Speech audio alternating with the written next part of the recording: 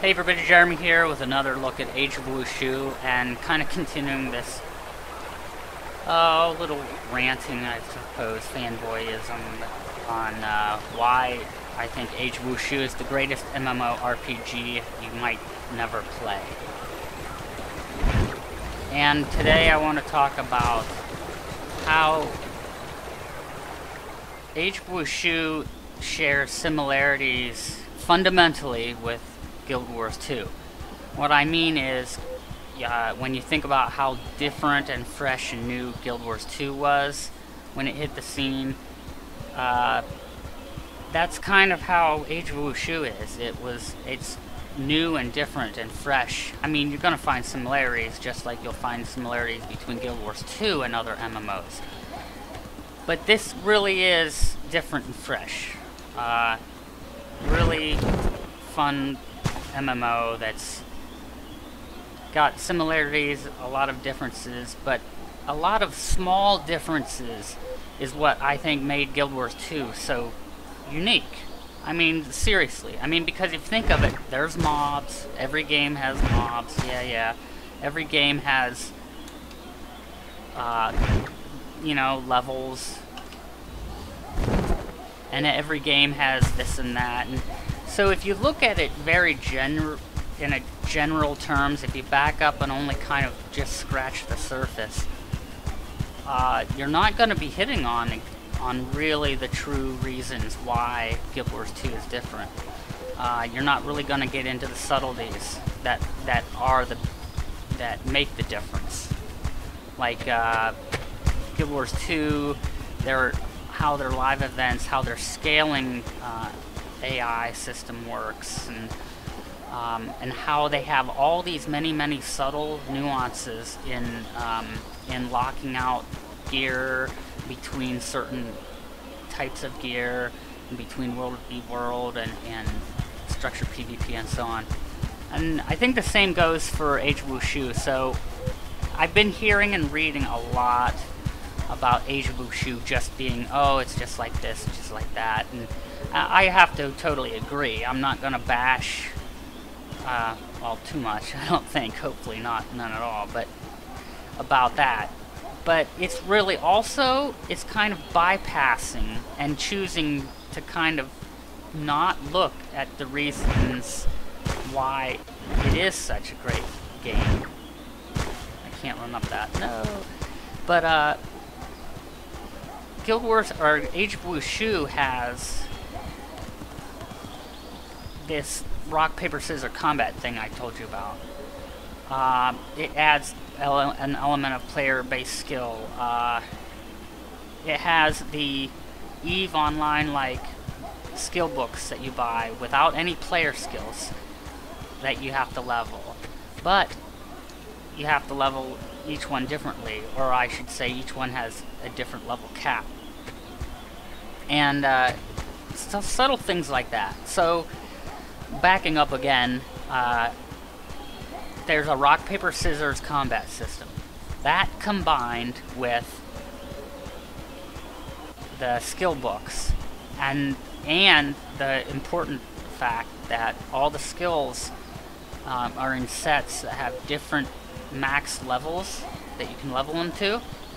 And you level them via up here by above your bar. This is one way to just level them time-wise while you're in the game. As you can see, I'm leveling my Submerged Lotus from level 3 to 4. It's going to take 11 hours and 50 minutes. But now there's many things in the gameplay that you'll actually play that can affect this. Because here's the deal: it's time-based, but it's only going to tick down that clock as long as you still have cultivation points. And you can see my cultivation points, I have lots of them right now, 385,000 some. So if those points run out, the clock stops. Then I'll be ceasing to. So you do have to pay attention to that as well. But there's other ways. I can practice martial arts, which is sort of like an almost instantaneous way.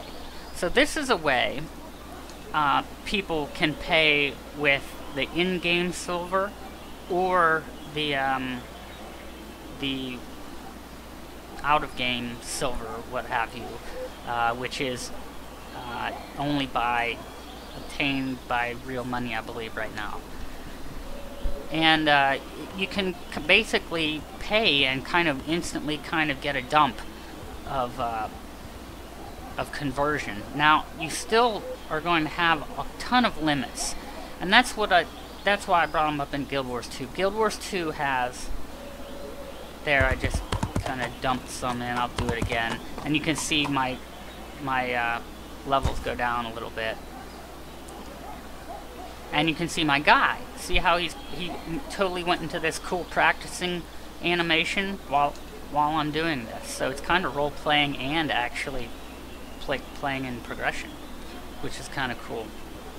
So Guild Wars 2 really does, if you look deep into Guild Wars 2, you're going to find tons and tons of little locks. It's like, okay, this kind of gear only works with these levels, and then this type of gear only works with those levels, and these types of gears don't work together, but they'll do this. And it's literally, it's a bunch of hidden little locks. That's how I call it. Now, I think I'm giving it a negative connotation by saying this, and part of that is purposeful, and I'll get into that in a second. But you have all these little locks that separate everything.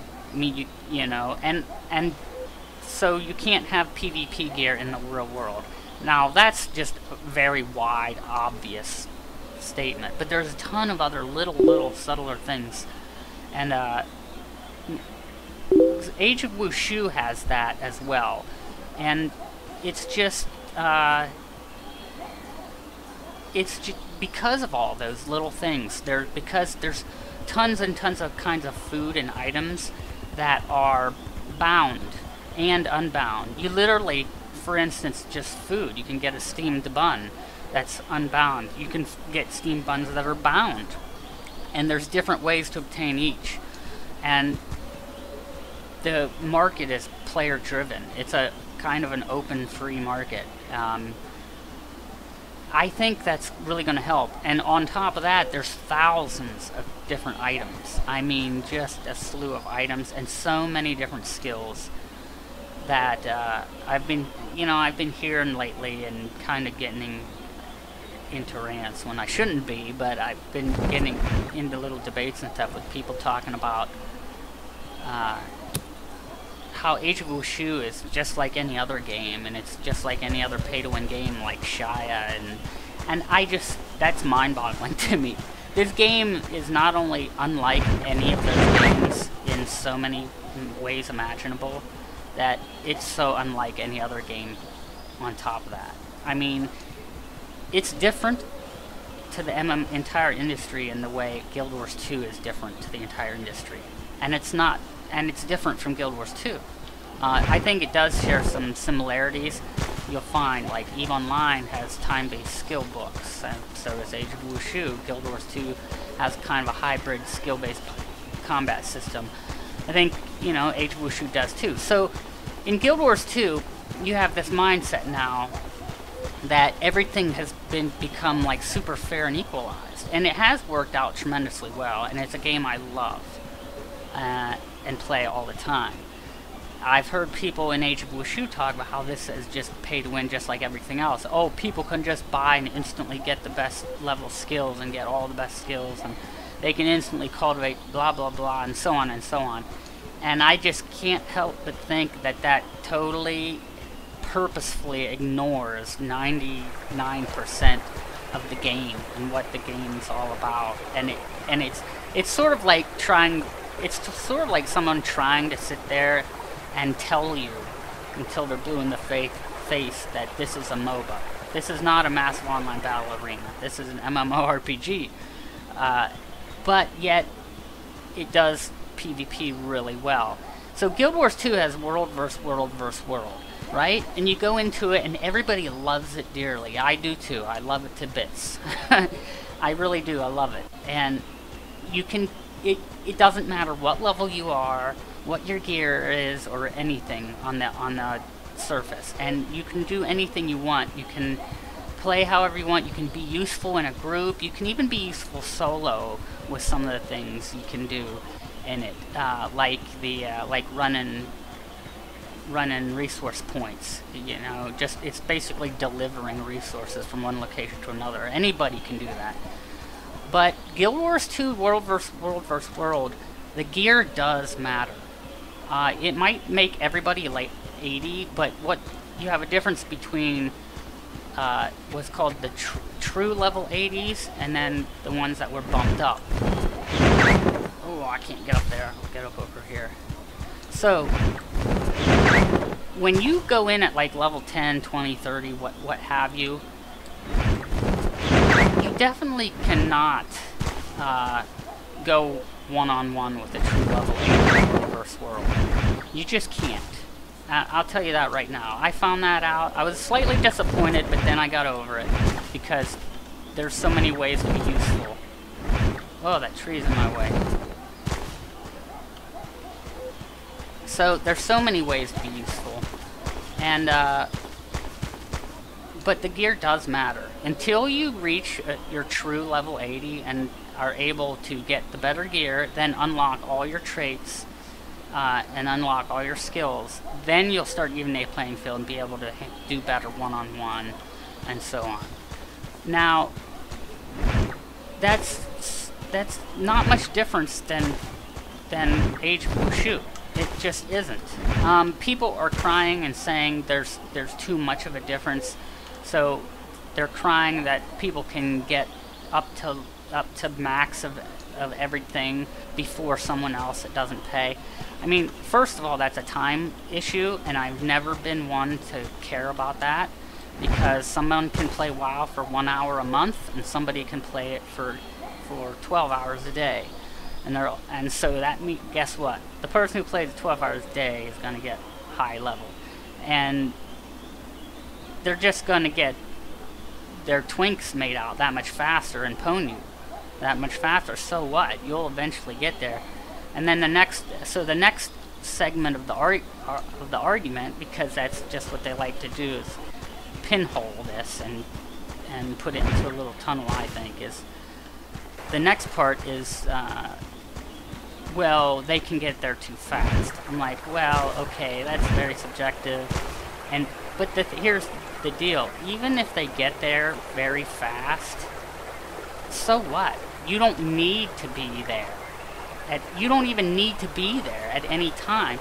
All the arguments and ideas don't even matter. Like, even once you get through trying to argue your side of that argument, it still stands to reason that the argument doesn't even need to take place, because it's like EVE Online. It's the same thing that happens with it. I'm gonna jump off this. Whoosh!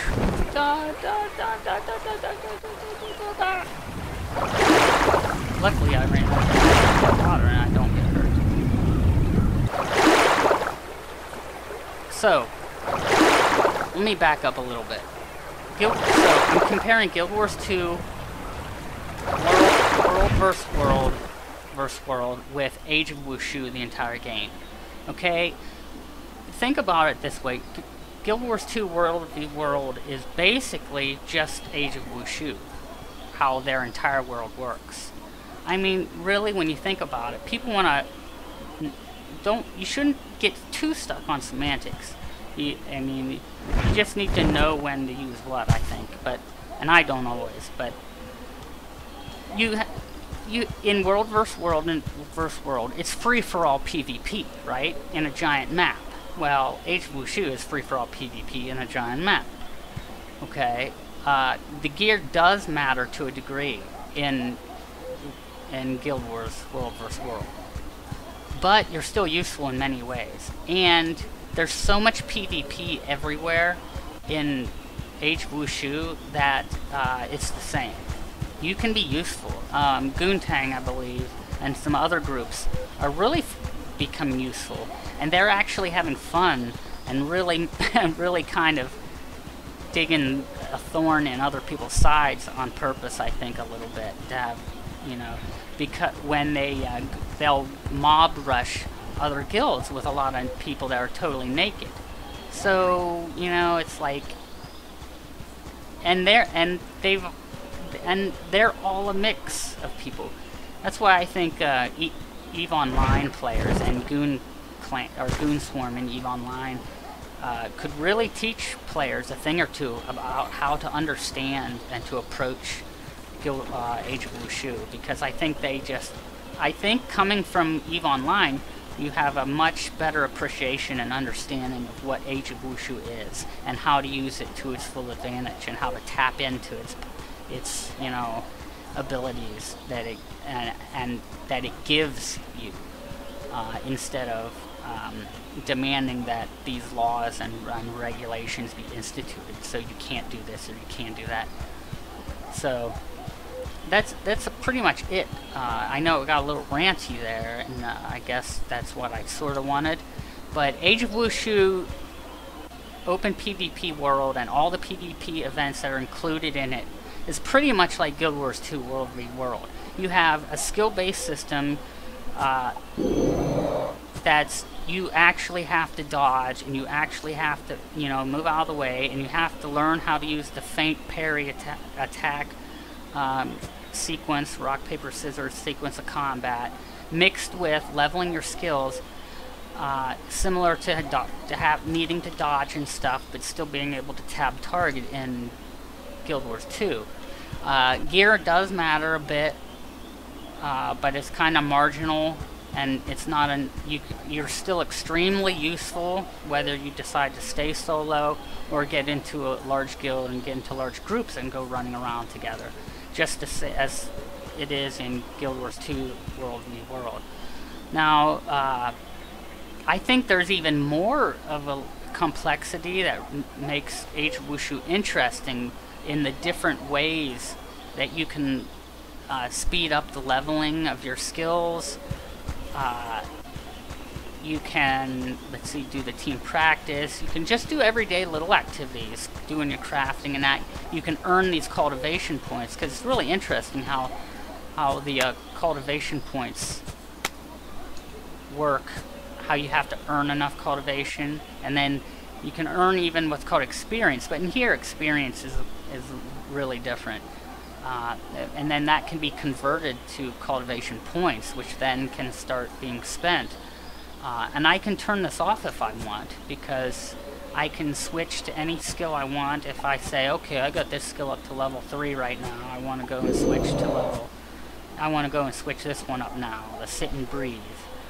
You know, I can click on it, and whoops, I think I have to stop this.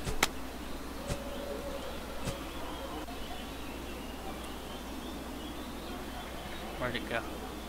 Oh no, level 1's max on that. But say like the here, the white cloud covers the top. You can click on that and start cultivating it now, and click on that. And then at any time, I can get more. I can instantly dump more cultivation points in at once. And some other fun things about this is you can see the word soft down below under the level 1 skill. That's depending on my location. There are locations where you'll cultivate faster than other locations. So if I go to my school, I can cultivate a little bit faster, you know, and other places are slower. So that's gonna about wrap it up. I mean, but basically, again, to sum it all up, this is basically Guild Wars 2 World v World is pretty much the same as Age of Wushu Open World in PvP, and allowing. I hate the whole kind of infighting between the words fair and equal, and things like fair, equal, grind, and pay to win. I hate those terms. But I know they're used, and I know they do at least loosely have some meaning, even if everybody can't agree on them. But I don't. None of that needs to matter. But this is more like EVE Online in that respect. You just you have or Guild Wars 2's World v World, but it's even more than Guild Wars 2 World v World, because there's other things involved, and it doesn't. And see, Guild Wars 2 World v World does separate you from the rest of Tyria, the rest of Guild Wars 2's world. This one doesn't. This one is basically, oh, it's World v World v World, only everywhere. And on top of that, there's more stuff. Now, one thing I do wish Age of Wushu would do is have these resource things like I mentioned before, where you can it would just be another fun layer of something to do. But they do have the script stealing events, which are really fun. I found them to be extremely fun. You go into your school, and it's one school versus one school. And then what happens is one school will be the attacker, one the defender, and all these players get in, and you can go to your school still. None of this is going to separate you. You can still do what you want to do, but if you want to join in during the slotted time, you just go up near your library or whatever and talk to an NPC and say, yes, I want to help defend right now. And bam, you'll get a little icon above your head indicating that you're taking part in this. And then you'll see the other school with this different signifying icons, and then so you can take part.